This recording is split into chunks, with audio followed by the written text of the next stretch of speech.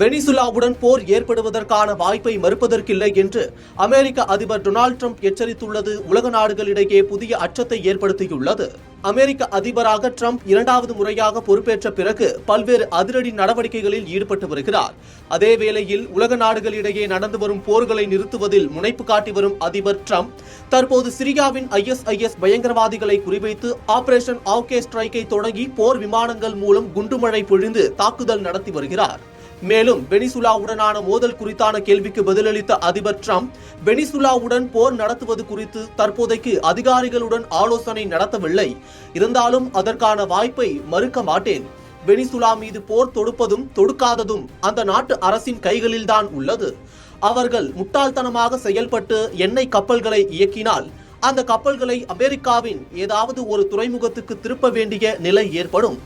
Venezuela அதிபர் Nicolas மடுரோவை பதவியில் இருந்து அகற்றும் என் முடிவு குறித்து மாற்று கேள்விக்கே இடம் இல்லை. மற்றவர்களை விட இது அவருக்கு தான் நன்கு தெரியும் என்றார். வெனிசுலா உள்ளிட்ட தென் அமெரிக்க நாடுகளில் இருந்து அமெரிக்காவுக்கு போதைப் பொருள் கடத்தி வரப்படுவதாக குற்றம் சாட்டி வரும் அதிபர் ட்ரம்ப் போதைப் பொருள் பயங்கரவாதத்துக்கு எதிரான போர் என்ற பெயரில் பல்வேறு அதிரடி நடவடிக்கைகளை மேற்கொண்டு வருகிறார்.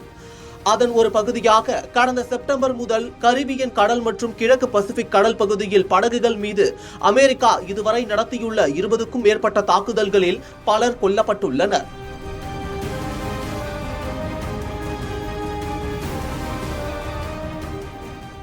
வெனிசுலா அதிபர் மடுரோவை போதைப் பொருள் பயங்கரவாதி என்று ட்ரம்ப் அரசு அறிவித்துள்ளது. அவரை கைது செய்ய உதவுபவர்களுக்கு $5 கோடி சன்மானமும் அறிவிக்கப்பட்டுள்ளது.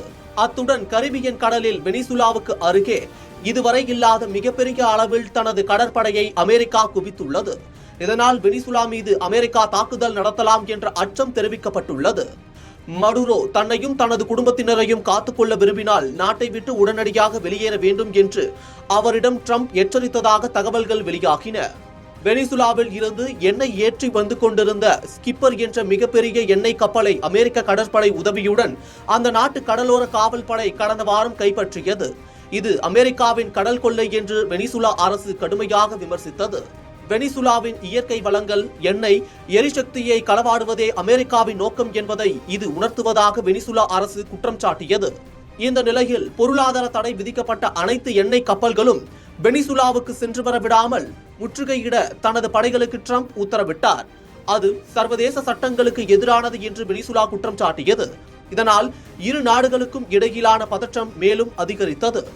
இந்த சூழலில் வெனிசுலாவுடன் போர் ஏற்படுவதற்கான வாய்ப்பை மறுப்பதற்கில்லை என்று ட்ரம்ப் கூறியுள்ளது அந்த பதற்றத்தை புதிய உச்சத்துக்கு கொண்டு செல்லும் என்று அஞ்சப்படுகிறது.